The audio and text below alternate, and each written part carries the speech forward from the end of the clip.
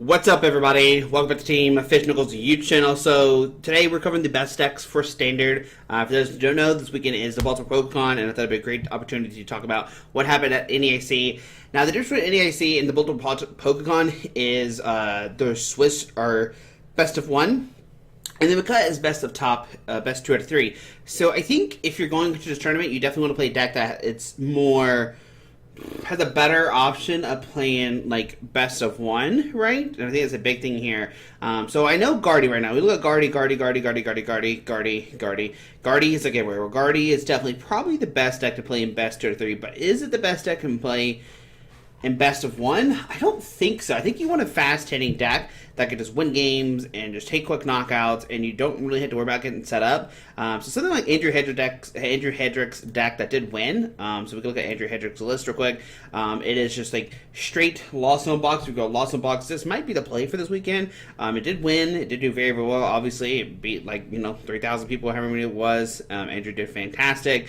Now he didn't do that great in day one, but had to win I think he consistently just won out, if I remember correctly. So you have to take that into factor. Is this really the play, or did Andrew just did he hit a bunch of Gardevoirs day 2? I don't really know what he hit in day 2. Since the website doesn't exist anymore, I don't know what he's played against. I maybe can find it through Pokedata. If we go to Pokedata, we can go to standings, I think. North America, Masters. I don't know if it shows what he played against all the way. Here we go. It's taking a second. See if we can pull up. But Pokedata.ovh is one way that you can look into it. I don't know if it shows exactly what he played against. I don't know if they go in there and update everything. So we see Hedrick. Oh, what the heck? What the heck is going on here? It is struggling. Let's go to round 15. That might be a better way to do it. Now you're looking at the bracket style. Let's see here. No problem. It's not the first time looking at it with the in a minute on here. So, bro, I don't want to see it this way. If I just do it like this. Here you go. So you can see that Hedrick did play. So he did play a bunch of Lost Box day 2. So Lost Box, 2 Chimpals, a Guardy. So actually I only played Guardy once in day 2, and then I only played top 4 top finals. I think you all played Guardy, so he did beat those. Did beat Lugia, did beat Charizard, did lose to Lost Box and lost to Lost Box. So you lost to Lost Box. So maybe that even makes it more that maybe Lost Box is the play, right? Maybe that is the play, right? Maybe that is the play. But we look at here, we look at Limitless, so there's this Lost Boss deck, which might be the play. It's just fast, because it's the kind of deck, right? How many people played this list? That's the real question here. So it did get 81st, 97th, 91st, and 277th. So even though it got first, it did do well overall. What's the other Lost Zone box deck that here? Andrew's list. Let's see, so we got 3 players as well. And it's kind of similar, right? It's kind of similar. It's pretty much the same thing, just a little bit different. Going with the line of Ursaluna, Iron Hands, and Iron Thorns, right? So a little bit same there. So maybe that's kind of build you want to go towards. Now we start looking at other things. And one thing that did surprise me is Mike Gibbs with their Miraidon deck.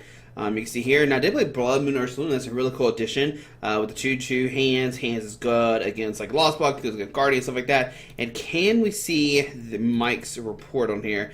And you can see he beat up a bunch of Guardy, tied Andrew. Unfortunately, probably bubbled out. Looks like maybe just won that guaranteed top 16 as well. Did lose to Alec Geisler. Let's see if we can see what they played.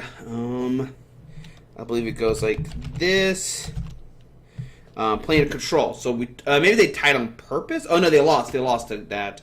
Beat Alex Shemansky. Lost to Roaring Box, but beat everything else. So maybe this is actually the good play for this weekend, because it probably has a good Lost Box matchup. We see that it tied this one. It didn't look like they hit any of the Lost Box. So Tesla Lost Box matchup, this could be something good just because it has the 2 hands and it could take quick knockouts of Comfeats and stuff like that. It could be really nice. The only problem is I don't know how you deal with their own Iron Hands, right? They Iron Hands you and stuff. But Iron Hands is not taking a knockout against you. What is there other attackers in that deck? Let's look one more time. What can you do with these Pokemon? Outside of that, like what? They'll just be tackling with like Sableye, Cramorant, Ursaluna. Would you play your own Ursaluna so you can counter that as well? So like Ursaluna, but Ursaluna does 240, has 260 HP. So that's the thing. So you might have the advantage against that. So we'll see. I think Salazar probably has, to me, if you don't play a Lost Box, is probably the best option to play. For a best of one. It's just so fast, so consistent. You go second, get the turn one knockout, you're good to go. The 4 shoes, the 4 retrieval, and stuff like that. The prime catcher for quick knockouts. This 4 Sada for consistency. There's Sandy Shocks to get rid of Pokemon that you can't hurt, or like if you want to play that stage 1 kind of basic, or like one price attackers, right? You do 70 more damage, you do 90. So that does take care of the Mimikyu and stuff like that, which is really nice. Got the vacuum as well for the Mimikyu if need be. 733. So I think this is a fine list. What does Salazar play against? And Salazar might have a good matchup against Guardy too. And you can see right here, Lost Box, just like taking quick knockouts, right? You're just taking quick knockouts. You can trade better than they can because you have better attackers. They do have like, Sableye and stuff like that, Cram, but they only do that so many times, right? So I think you probably go and match up against that. So maybe this is the good play. Maybe Raging Bolt's the better play. And I think this has a good Miraidon matchup. So I think Raging Bolt actually might be the play for this weekend. I think something like, this list here with Salazar playing their list, I think it's probably, might be the correct play this weekend. I think might be fine for standard, right? Outside of that, Red Trigger V-Star has a lot of hype, but once again, you're playing a stage 1 deck. I don't know. I think that just regular Raging Bolt can just beat this deck. Yes, it does have like Gudra to make it where you can take quick knockouts, stuff like that. But I don't know. I think if you go first and then Raging Bolt takes a knockout and then they knock out something else, right? And they knock out like an Ogerpon, then you're probably in trouble. Does Salazar's list play catchers or just boss? Let's see here. So no, it does play catchers. That's the thought. So it plays catcher and the prime catcher, so they can just focus the Ogerpons and take a knockout while they can't one-shot your Raging Bolts, which is nice. The only way they can one-shot your Raging Bolt if they use their own Raging Bolt. But if they do that, then you just knock them out. Because like you have to multiples of 70s, right? 7, 14, 21, 28. They need the same amount of energy to take a knockout. They both need 4.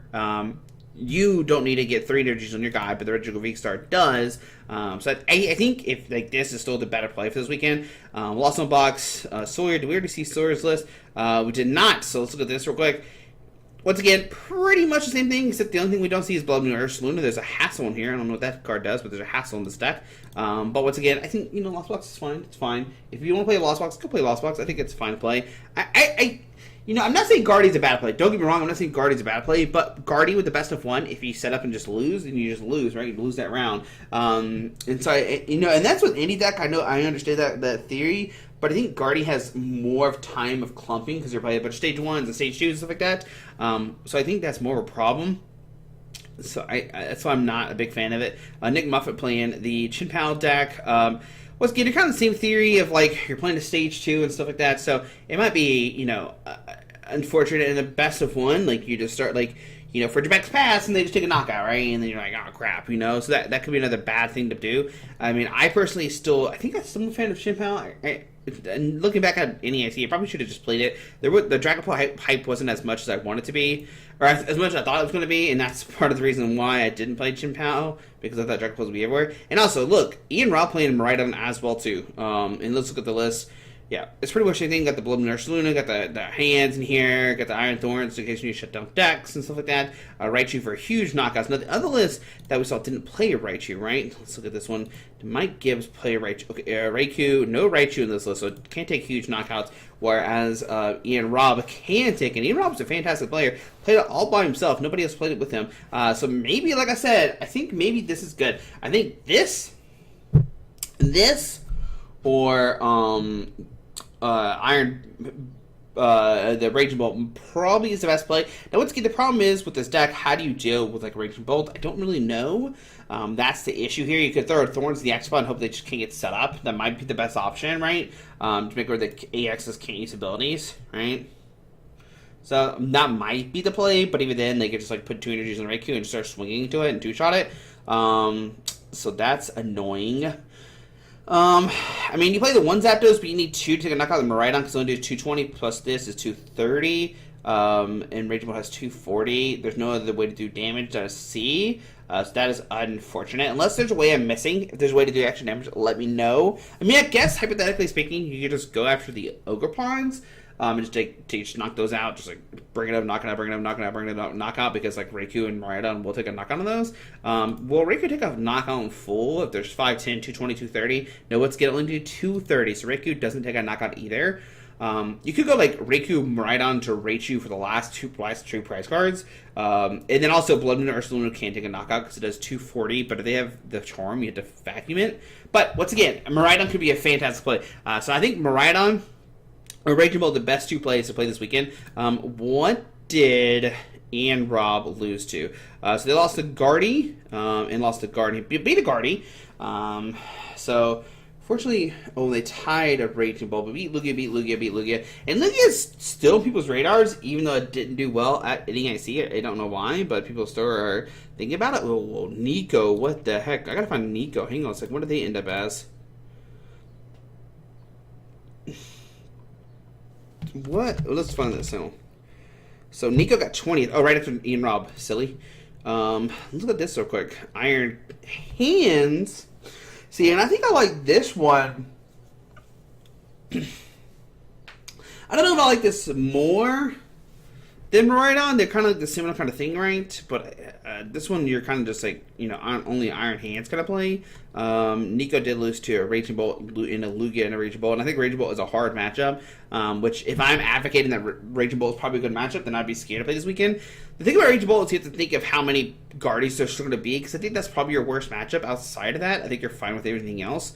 Because what's given with that Salazar and they only tied and lost to their only Guardies. So I think that's probably a bad matchup, right? And a best of 2 out of 3. Now, best of 1, we could sneak some games there, sneak some knockouts. And I think that's what we're trying to do in the Baltimore Pokecon. Outside of that, there's another Raging Bolt Ogre Pond. So this one got 20th. Let's see if there's anything special in here. There's a Fluttermane. If you need to shut down stuff, that could be a thing you do. Did play Dreamy Tower and Tipplesino, and I don't think Salazar played either one of those. I didn't look at Salazar's. Salazar. Let's see this. Open his image and playing Pokestop. So they play in different stadiums. Salazar played the Sandy Shocks, and the one didn't play it. So kind of up to you. But I think this weekend, if I was going, I am going. I'd be commentating this weekend. But if I was playing this weekend, I think I would either go with Miraidon or Raging Bolt. And I'd probably lean towards the Raging Bolt. That seems like a lot more fun and a lot more consistency pieces, right? And the only problem is like you get shut down heavily by Klefki, and Klefki is the only scary thing you have to worry about. Because that shuts out everything. It's Stefan did do well with the Klefki in the deck. Could be scary. Because some of the other lists did play Klefki. Let's see, the Japanese player, they play Klefki, so there's 2 Klefkis right there. 3rd place did not play a Klefki. 4th place Gardevoir. Let's see here.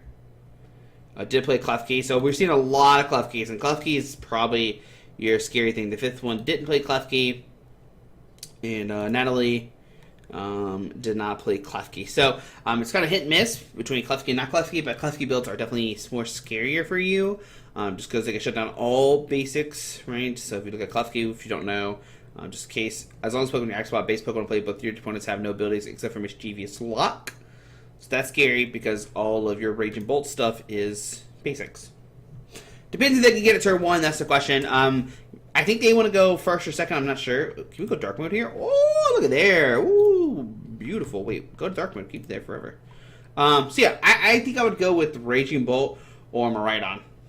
Now, I don't think Miraidon suffers as much to a turn 1... no, you kind of do, because like Miraidon's needed and Squawkabilly's needed, stuff like that. Interesting. But I don't know. One of those two decks is what I would play. It's kind of up to you what you want to play. If you're still scared of Guardy, I think the Iron Hands and the Miraidon version might be better. So try that out. Have some fun. I don't know. We'll see you this weekend. We'll see what happens. Just want to give a quick breakdown. I think the big factor here is the best of what. So keep that in mind. You could just I mean, any deck can do it, right? But I think with Guardy, you might have more chances of bricking. Who knows? But guys, hope you enjoyed the video. Thanks for watching. We'll talk tomorrow about GLC. Alrighty, bye.